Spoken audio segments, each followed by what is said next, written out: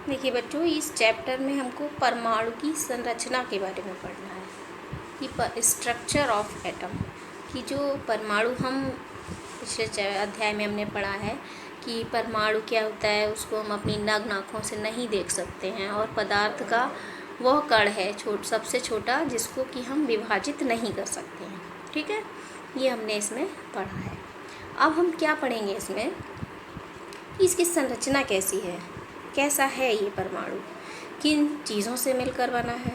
तो इस पर बहुत सारे वैज्ञानिकों ने बहुत सारे प्रयोग किए और अपनी अपनी सुझाव जो जिसको कहा जाता है वो बताए। किसी ने कहा कि परमाणु धन आवेशित है, किसी ने ऋण आवेशित बताया, किसी ने कुछ किया। तो बहुत सारे प्रयोगों के बाद में परमाणु की संरचना का कुछ ऐसा पिक्चर हमें समझ में आया जो वास्तव में हो सकता है।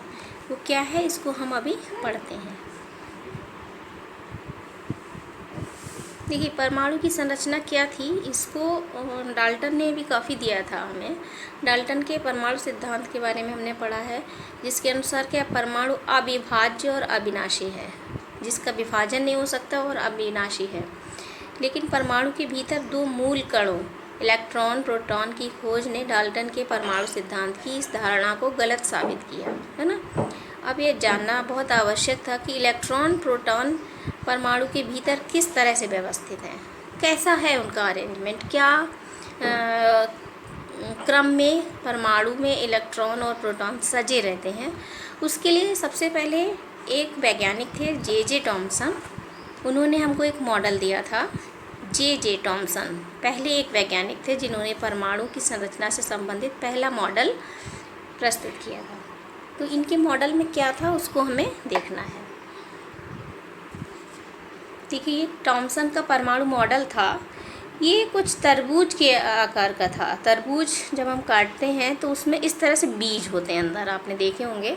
तो उस तरह का कुछ इसका आकार था। ठीक है, तो इस मॉडल में ये कहा गया था कि एक परमाणु जो है वो धनात्मक गोला है इस तरह का। ठीक है, और इसमें ये इलेक्ट्रॉन्स जो हैं ये बीज के तरह से जगह जगह पर सजे हुए हैं।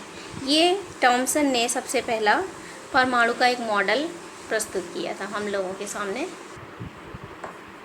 देखिए बच्चों, ये जे टॉमसन है, भौतिक शास्त्री थे। इन्होंने क्या किया था, मैनचेस्टर के कीचम हिल क्षेत्र में इनका जन्म हुआ था।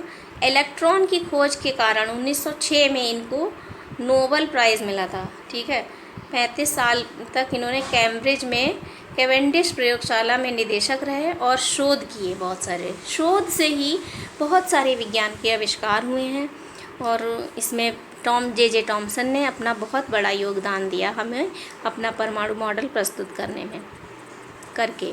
देखिए, अब इन्होंने क्या किया था, जो इनका मॉडल था उसके क्या गुण थे उनको हमें देखना है। परमाणु धन आवेशित गोले का बना होता है। ठीक है, और इलेक्ट्रॉन उसमें धंसे होते हैं, जैसा कि ये इन्होंने बताया था यहाँ पे। ये इलेक्ट्रॉन्स इसमें क्या हैं, धंसे हुए हैं। और क्या बताया था, ऋणात्मक तथा धनावेश परिमाण में समान होते हैं। एक धनावेश है और एक ऋणावेश है। इलेक्ट्रॉन ऋणावेशित होता है और जो आपका प्रोटॉन होता है वो धनावेशित होता है, वो अभी आगे बताया जाएगा। तो इस तरह से धन और ऋण आवेश मिलकर एक परमाणु का मॉडल इन्होंने हम लोगों को समझाया था। ठीक है, परंतु अभी आगे क्या हुआ था, इनके जो इन्होंने मॉडल दिया था उसकी वैज्ञानिक रूप से सही व्याख्या नहीं हो पाई थी। इस मॉडल से हमको बहुत अधिक सुविधा नहीं मिल पाई परमाणु के अध्ययन में। तो आगे और वैज्ञानिकों ने इस पर बहुत सारे और प्रयोग किए थे, जिसके बाद जो मॉडल मिला हमें परमाणु का उसके बारे में अभी हम चर्चा करेंगे। रदरफोर्ड का परमाणु मॉडल आया बच्चों। इसके बाद में इन्होंने क्या बताया था, ये है रदरफोर्ड का परमाणु मॉडल।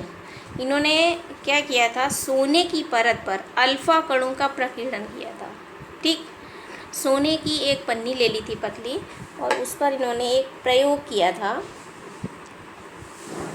क्या प्रयोग था, सोने की एक पतली पन्नी ली, बहुत पतली थी क्योंकि वे बहुत पतली परत चाहते थे। सोने की यह पन्नी 1000 परमाणुओं के बराबर मोटी थी। अल्फा कण द्विआवेशित हीलियम होते हैं बच्चों। ये धनावेशित होते हैं। अल्फा कणों की इन्होंने इस पर क्या की, डाला इस परत पर, सोने की परत जैसी एक झिल्ली जैसी थी उस पर, ठीक। तो इनका द्रव्यमान 4u था, इसलिए तीव्र गति से चल रहे इन अल्फा कणों में पर्याप्त ऊर्जा थी। अब क्या हुआ, जब इन्होंने यहाँ अल्फा कण डाले तो कुछ जो कण थे वो सीधे निकल गए, है ना, आप देख रहे हैं तीर के निशान से सीधे निकल गए। कुछ में क्या हुआ, बीच में आप देखेंगे जनरली बीच में यहाँ पर इलेक्ट्रॉन्स यहाँ पे इसका टकराया किरण और वापस इस तरह से चली गई।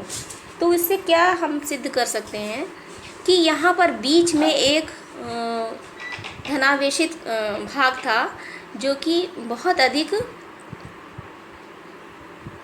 ठोस था, एक तरह से ठोस भाग था बीच में, और कुछ भाग ऐसा था जो इस तरह से आगे किरणों को प्रसारित कर रहा था।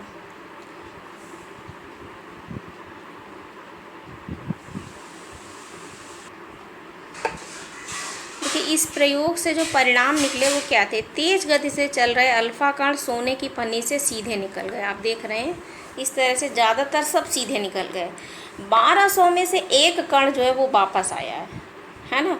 तो इससे ये सिद्ध हुआ कि अधिकांश भाग कैसा है, खोखला टाइप का है, और बहुत ही कम स्थान ऐसा है जहाँ पर कुछ ठोस है।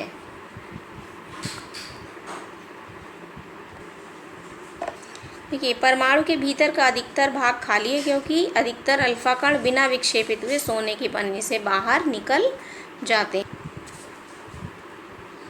बहुत कम कण अपने मार्ग से विक्षेपित होते हैं। बहुत कम अल्फा कण 180 अंश पर विक्षेपित हुए, जिससे संकेत मिला कि सोने के परमाणु का पूर्ण धनावेशित भाग और द्रव्यमान परमाणु के भीतर बहुत कम आयतन में सीमित है। देखिए इससे ये हम निकाल सकते हैं, इसके परमाणु मॉडल में बहुत कमियां थीं। क्या कमियां थीं? वर्तुलाकार मार्ग में चक्रण करते हुए इलेक्ट्रॉन स्थायी हो पाना संभव नहीं था।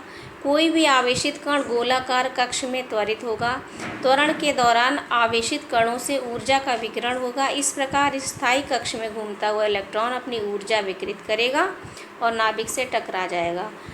परमाणु अस्थिर होता है, जबकि हम जानते हैं कि परमाणु कैसा होता है, स्थायी होता है। ठीक है, तो इस तरह से ये रदरफोर्ड के परमाणु मॉडल में बहुत सारी कमियां थीं। जब भी कोई कमी किसी मॉडल में या किसी भी वैज्ञानिक प्रयोग में होती है तो उससे नेक्स्ट फिर कुछ और सुधार होता है, कुछ और सोचा जाता है। तो एक और वैज्ञानिक थे बोर, नील्स बोर। इन्होंने परमाणु मॉडल पर बहुत सारा कार्य किया और उन्होंने अपना एक परमाणु मॉडल प्रस्तुत किया था जो काफ़ी हद तक अच्छा था और इनकी रदरफोर्ड के परमाणु मॉडल की कमियों को दूर करने वाला था। देखिए बोर का परमाणुमिक मॉडल। रदरफोर्ड के मॉडल पर उठी आपत्तियों को दूर करने के लिए नील्स बोर ने परमाणु संरचना के बारे में बहुत सारी अवधारणाएं प्रस्तुत की थी। देखिए बच्चों ये नील्स बोर है, ठीक है। इन्होंने क्या किया था, कोपेनहेगन विश्वविद्यालय में इनकी पढ़ाई हुई थी और भौतिक शास्त्र का प्रोफेसर इनको नियुक्त किया गया था। फिर इन्होंने क्या किया, 1922 में परमाणु की संरचना पर अपना योगदान दिया। बहुत बड़ा योगदान था इनका, इसके लिए इनको नोबेल प्राइज़ मिला था।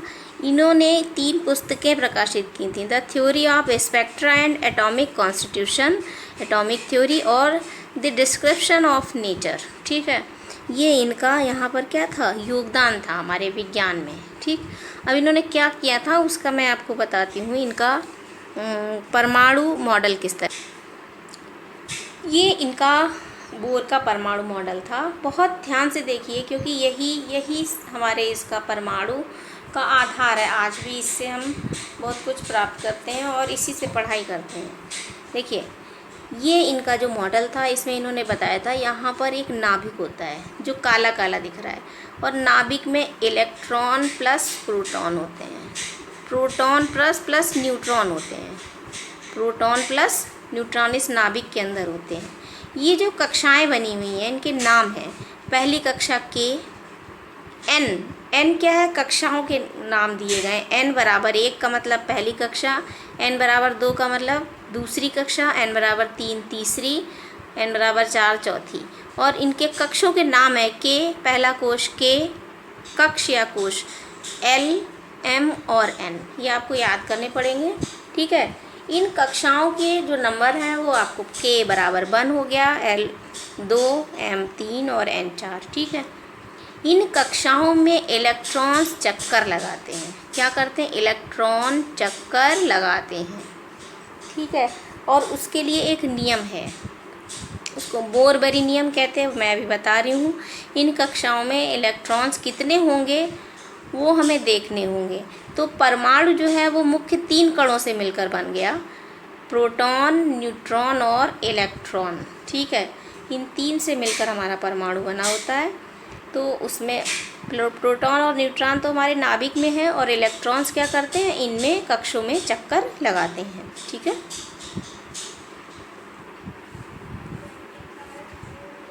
देखिए परमाणु की संरचना क्या है। जो नील्स बोर का हमें मॉडल हमने पढ़ा है, उसके अनुसार इस तरह से परमाणु को आप समझिए तो आपको ज़्यादा अच्छे से समझ में आएगा। ये आपका जो शेडेड भाग है ना, छायांकित, इसमें प्रोटॉन होते हैं और न्यूट्रॉन होते हैं। ये कहलाता है परमाणु का नाभिक। ठीक है, और यहाँ ये कोश बने हुए हैं, K L M N, K L M N, है ना, ये कोश हैं। ये कोश जो होते हैं, K कोश, फिर L कोश, फिर M कोश, फिर N कोश, इस तरह से इनको लिख सकते हैं, है ना। बीच में ये आपका नाभिक होता है। ठीक है, तो ये क्या है, हमारा परमाणु की संरचना है। इसका मतलब परमाणु की संरचना में मुख्य कौन कौन से कण हो गए, मूल कण जिनको कहते हैं। नाभिक के अंदर क्या हो गया, प्रोटॉन और न्यूट्रॉन। ठीक है, और इलेक्ट्रॉन्स जो होते हैं, इसको ई से लिखते हैं, ये यहाँ चक्कर लगाते हैं। ठीक है, इसको कहते हैं इलेक्ट्रॉन। ये हमारे परमाणु की संरचना है, जो 3 मूल कणों से मिलकर बनी होती है, इलेक्ट्रॉन, प्रोटॉन और न्यूट्रॉन। इलेक्ट्रॉन, प्रोटॉन और न्यूट्रॉन।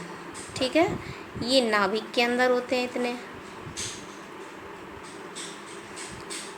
ठीक, तो इस तरह से ये हमारा इलेक्ट्रॉन का परमाणु संरचना का मॉडल है, किस तरह से परमाणु होता है। ठीक है।